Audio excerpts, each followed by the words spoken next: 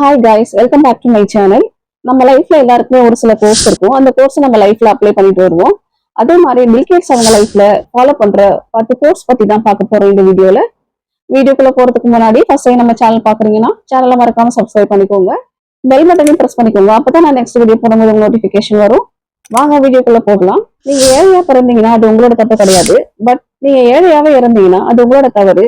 So லைஃப்ல பிறந்தோம் இறந்தோம் அப்படின்னு இருக்காதீங்க, ஏதாவது சாதிச்சு காட்டுங்க அப்படிங்கிற மாதிரி சொல்றாங்க. செகண்ட் ஒன், கடினமான வேலைகளுக்கு நான் சோம்பேறியான ஆட்களை தான் தேர்வு செய்வேன். ஏன் அப்படின்னா சோம்பேறியான ஆட்கள் தான் அந்த வேலையை சுலபமா செஞ்சு முடிக்க எளிய ஒரு வழியை கண்டுபிடிப்பாங்க. சோ அதனால அந்த நாட்களை தேர்வு செய்யறேன் அப்படிங்கிற மாதிரி சொல்றாங்க.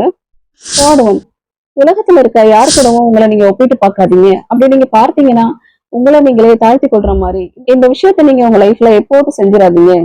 ஃபோர்த் ஒன், பிரச்சனை எங்க ஆரம்பிக்குதோ அங்கதான் அதற்கான தீர்வையும் கண்டுபிடிக்கணும். பிரச்சனை ஒரு இடத்துல இருந்துட்டு தீர்வு வேற இடத்துல போய் தேடுனீங்கன்னா அதற்கான தீர்வு கிடைக்காது.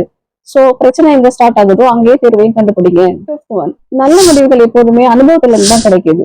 பட் அனுபவம் ஒரு தவறான முடிவுல இருந்தா நம்ம ஒரு அனுபவத்தை கத்துக்க முடியும். சிக்ஸ்த் ஒன், நான் ஒரு கழிவறையை சுத்தம் செய்யறதா இருந்தா கூட அதற்கு நான் 100% உழைப்பு கொடுப்பேன் அப்படின்னு சொல்றாரு. சோ எந்த வேலையா இருந்தாலும் அதுக்கு நம்ம உழைப்ப 100% கொடுத்தோமா கண்டிப்பா அந்த வேலை நமக்கு ஒரு நல்ல ரிட்டர்னை கொடுக்கும். செவன்த் ஒன், வெற்றியை கொண்டாடுவது ரொம்ப அவசியம் தான். பட் தோல்வியோட படிப்பினையும் நம்ம சமநிலையா எடுத்துக்கணும். அப்பதான் நம்ம வெற்றி வந்தாலும் தோல்வி வந்தாலும் அதை நம்ம ஏத்துக்கிற பக்குவத்துல இருப்போம். சோ ரெண்டையுமே சமமா எடுத்துக்கோங்க. எய்த் ஒன், வறுமையில் இருப்பவர்களின் என் நிறுவனத்தின் வளர்ச்சிக்காக எடுத்துக்கொள்வேன். பட் எப்போதும் அவங்களோட வறுமையை கிடையாது அப்படின்னு சொல்றாங்க.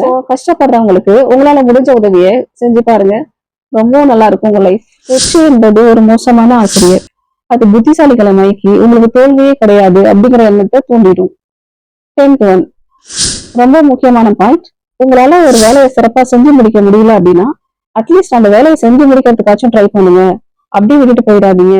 சோ இந்த 10 ரூலையும் உங்க லைஃப்ல அப்ளை பண்ணுங்க. கண்டிப்பா உங்க லைஃப் கலர்ஃபுல்லா இருக்கும். இந்த மாதிரி மோட்டிவேஷனான வீடியோ வேணும் அப்படின்னு நினைச்சீங்கன்னா கண்டிப்பா நம்ம சேனலை சப்ஸ்கிரைப் பண்ணி வச்சுக்கோங்க.